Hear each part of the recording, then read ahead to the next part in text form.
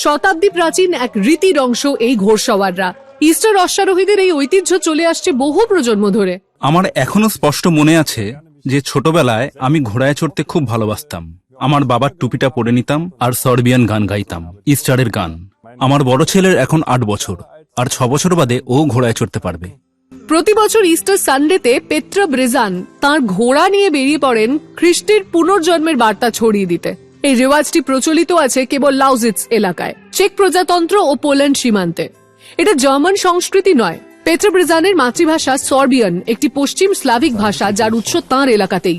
সর্বিয়ান সংস্কৃতি ও ভাষা বিলুপ্তির মুখে। নিজেদের সর্বিয়ান বলে পরিচয় দেন মাত্র 60,000 মানুষ, আর ভাষা জানেন তারও কম।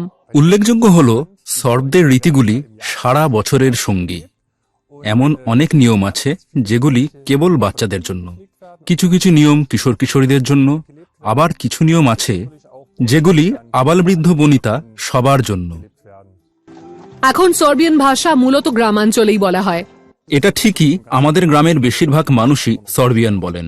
আমরা প্রি স্কুলে সর্বিয়ানই বলতাম। আমি অন্তত স্কুল শুরু হওয়ার আগে অবধি জার্মান ভাষা শিখিনি।